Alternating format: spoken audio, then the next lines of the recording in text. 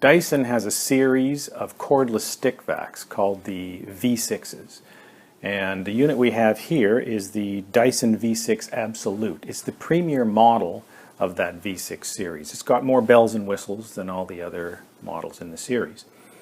Today we're going to be talking about things that we dislike about the Dyson V6 Absolute. And to start off with, we dislike the size of the dust canister. It's quite small. If you have a significant area to clean, maybe even a couple of rooms, and especially if you've got a fair bit of debris or pet hair, you're going to find yourself frequently emptying the dust canister.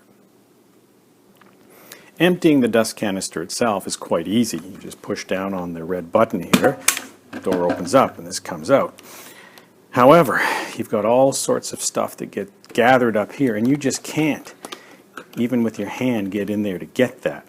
Now, you can pull this assembly off and take that off with your hands, but getting that assembly back together is frustrating. And we can take it off like this. You can see all the stuff you've got stuck in there. Now this can then all come off by hand. It's a bit messy. Putting this back on is always something of a challenge.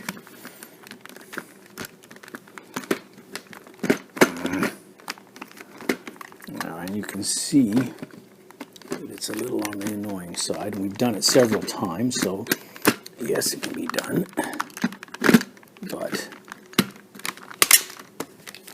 there we are, done. Another thing that kind of annoys us about the vacuum is the short runtime on max mode. The machine has two power modes, standard and maximum. On standard, you're good for 17 to 20 minutes or so of vacuuming time, and that's enough to do, say, a couple of rooms or a significant area. When you kick it into maximum mode, and there's a button on the back of the machine that does that, it increases the suction, but your vacuuming time drops down to about 6 minutes. And that's not enough to do much of an area. And when the vacuum is drawn down, when it's basically out of juice, it takes 3.5 hours to recharge it. We've had a lot of people ask us if you can swap the battery out. The answer is no, you can't. It would have been really nice to be able to remove the battery once it's exhausted, put a fresh battery in, put the old one on charge, and then continue vacuuming. But unfortunately, you just can't do that with this. We like the wall mounting bracket that actually comes with the vacuum. It's a great feature, slides in, you can pop that on the wall.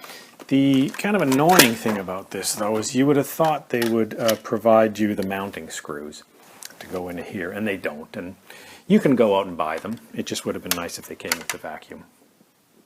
Now the final thing we don't like about the V6 Absolute is the price. Granted, you get a specialized carpet tool, you get a cleaning tool made for bare floors, you get a motorized tool, you've got dusting brush, combo tool, crevice tool, and the vacuum itself.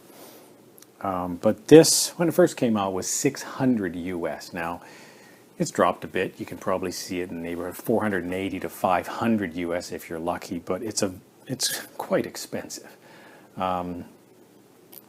Having said all these things that we dislike about the vacuum cleaner, there are also many things we do like about the vacuum cleaner, so you might want to check out our other video entitled What We Love About the Dyson V6 Absolute. Thanks.